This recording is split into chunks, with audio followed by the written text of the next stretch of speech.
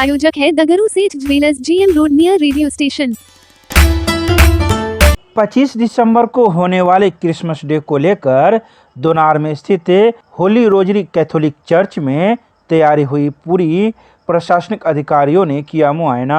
दोनार road में स्थित Holi rosary Catholic church में 25 दिसंबर को होने वाले क्रिसमस डे को लेकर तैयारी पूरी कर ली गई है। इसको लेकर रविवार को चर्च के फादर ने मीडिया को पूरी जानकारी प्रदान की। उन्होंने कहा कि सुबह 10 बजे से लेकर शाम के 6 बजे तक आम लोगों के लिए चर्च खुला रहेगा। हम लोगों ने इस बार प्रवेश द्वार अलग एवं निकास द्वार अलग बनाए हैं। साथ ही CCTV कैमरे से हम लोग निगरानी पूरी रूप से रखेंगे। इसके अलावा पुलिस प्रशासन के आला अधिकारियों का पूरा मुआयना किया गया है और समय समय पर अधिकारी हम लोगों से संपर्क कर रहे हैं। इसके अलावा उन्होंने कई बातों की जानकारी दी। साथ ही उन्होंने कहा कि आम लोगों के लिए चर्च पूरी रूप से सज धज कर तैयार कर लिया गया है और लोग 25 दिसंबर को आके प्रभु यीशु से प्रार्थना कर सकेंगे। आइए सीधे सुनाते हैं क्या कुछ कहते हैं इस संबंध में चर्च के फादर।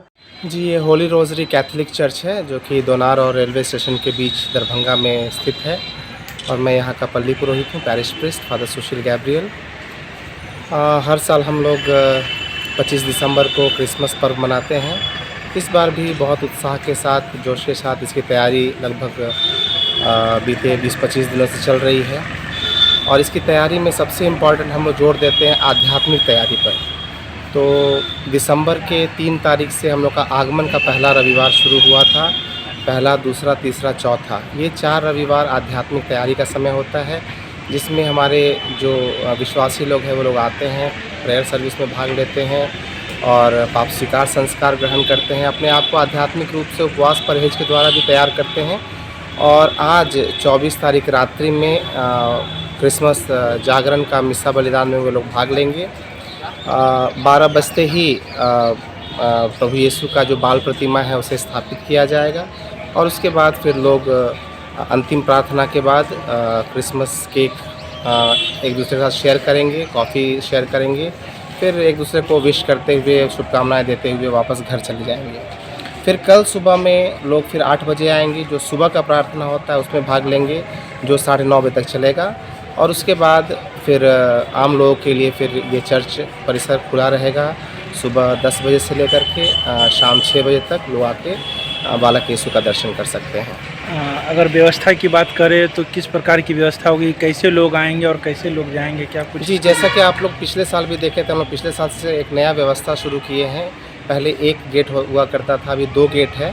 तो जो चर्च का जो उत्तरी गेट है जिसे हम लोग दर्शन द्वार कहते हैं, इस दर्शन द्वार से लोग प्रवेश करेंगे और प्रवेश के लिए भी विधिवत बाहर में बांस का बाड़ा लगाया गया है ताकि लोग विधिवत बहुत आराम से आ सकते हैं, कहीं भीड़ ना लगे।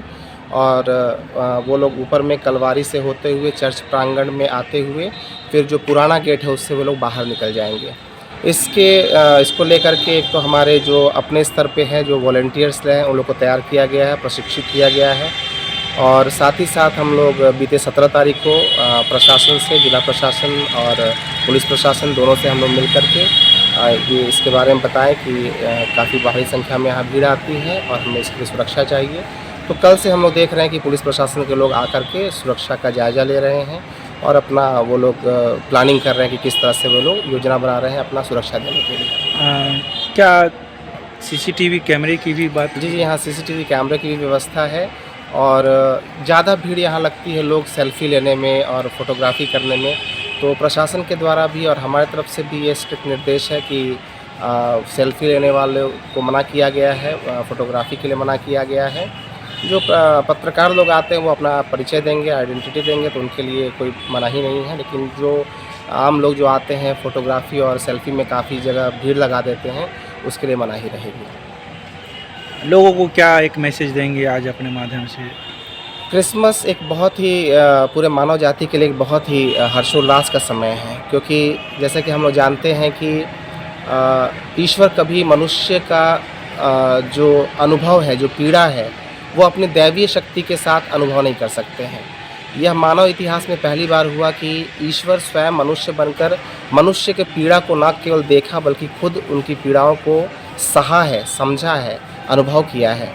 और यही कारण है शायद कि प्रभु ईसा मसीह का इस धरती पर आना मानव इतिहास का सबसे महत्वपूर्ण घटना मानी जाती है, जो कि मानव इतिहास को दो भागों में बांट दिया है।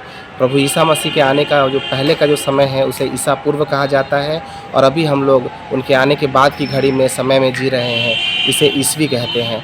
तो ये एक बहुत ही महत्वपूर्ण समय है, इसलिए हमें सबसे ज़रूरी है कि प्रभु यीशु ने अपने जीवन में किन मूल्यों को समझाया है, जिन मूल्यों को बताया है, उस मूल्यों को पढ़ना, सुनना, समझना और उसे अपने जीवन में अमल में लाना, ये बहुत इम्पॉर्टेंट है। तभी हमारे लिए क्रिसमस या प्रभु का यह मानव रूप में अवतार लेना हमारे जीवन में सार्थक सिद्ध हो सकेगा।